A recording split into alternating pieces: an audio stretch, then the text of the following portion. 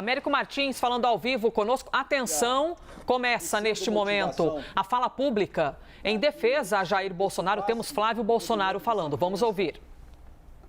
E se concluísse mais um atropelo da Constituição com censura prévia, o que o ministro Alexandre de Moraes fundamentou para cometer mais essa barbaridade, parece que para satisfazer algum desejo de vingança que ele possa ter, não sei por qual razão, quando eu faço uma postagem com um vídeo do Jair Bolsonaro, simplesmente agradecendo aquelas pessoas que estavam em Copacabana para se solidarizar com toda a perseguição que ele e outras centenas de brasileiros vêm sofrendo, obviamente, eu sou um cidadão brasileiro, por acaso estou senador da República, portanto, eu teria o meu direito de postar qualquer coisa que eu quisesse nas minhas redes sociais,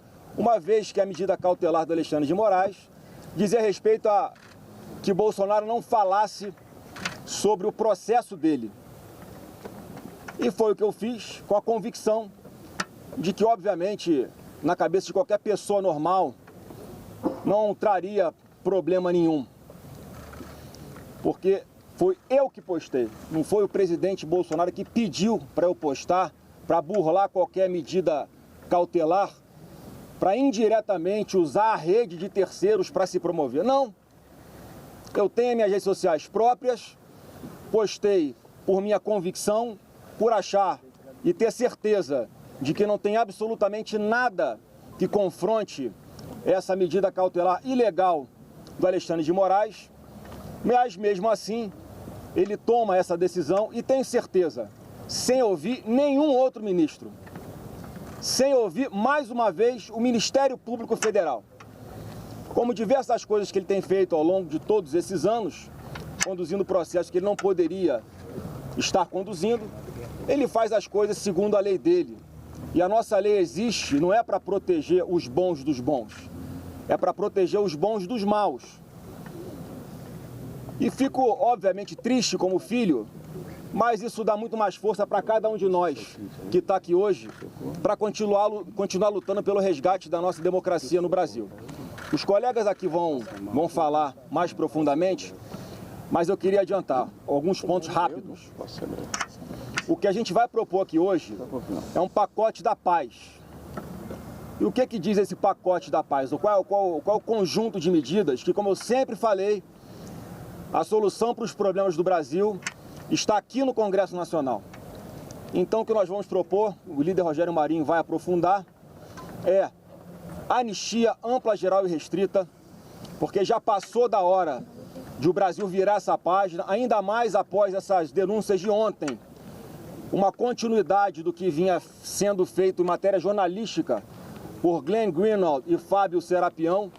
Agora, o outro jornalista, Michael Schallenberg, dá continuidade àquilo que foi absorvido de material do celular do ex-assessor direto de Alexandre de Moraes, o Tagliaferro. E diga-se de passagem, muitos de vocês que estão aqui hoje, a muitos de vocês foi oferecido esse material.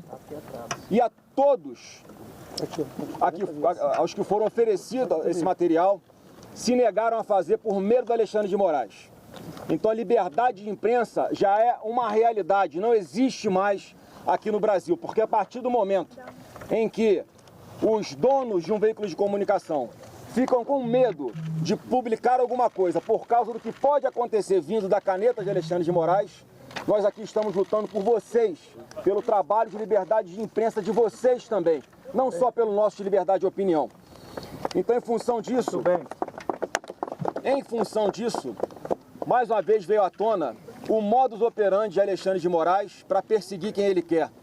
Ele tinha a sua milícia secreta no TSE para que ele pudesse, enquanto conduzindo um processo no Supremo Tribunal Federal, usar uma estrutura judicial paralela para perseguir quem ele queria.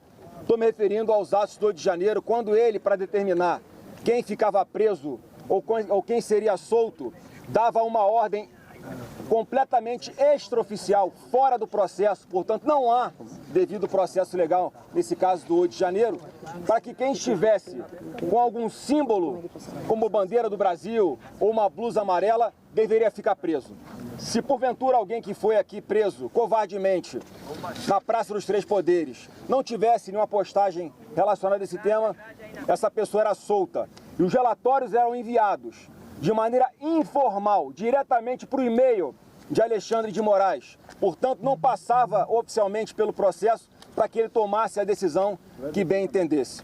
Então, em função disso, disso de várias outras coisas, a primeira medida desse pacote de paz que nós queremos propor para que o Brasil volte a olhar para frente e quebre os seus retrovisores, é o impeachment do ministro Alexandre de Moraes. Não tem mais nenhuma capacidade de representar a mais alta corte desse país e puxando os demais ministros, o Procurador-Geral da República e várias outras pessoas para um problema que não é delas, um problema que ele próprio criou e que ele deveria ter resolvido já há muito tempo, bastava agir dentro da lei. A segunda medida é a anistia. Como eu falei, que não tem mais condições de nós não apreciarmos aqui, no plenário do Congresso, da Câmara e do Senado, uma anistia ampla, geral e restrita que hoje não acontece porque há ameaças ao Congresso Nacional de que se nós votarmos essa matéria, ela vai ser declarada inconstitucional. E não é. É uma competência privativa do Congresso Nacional e nós temos que resgatar a independência dos poderes. Portanto, é uma exigência nossa que se paute a anistia ampla, geral e restrita. E o terceiro ponto desse pacote de paz que nós estamos propondo é que nós possamos aprovar imediatamente a PEC que acaba com o foro privilegiado de parlamentares. Porque toda a jurisprudência do Supremo foi alterada para manter Bolsonaro lá. Esse é um ponto. Michel Temer e Lula foram julgados aonde? Na primeira instância, como deveria estar acontecendo com o presidente Bolsonaro.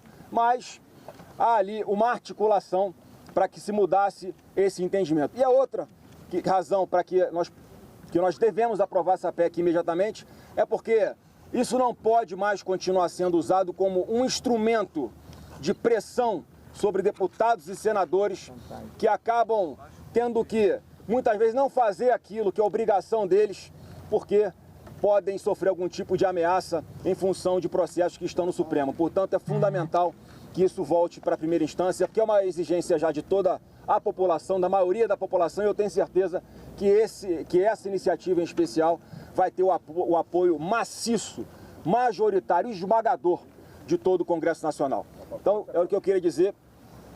Líder Rogério Marinho, por favor.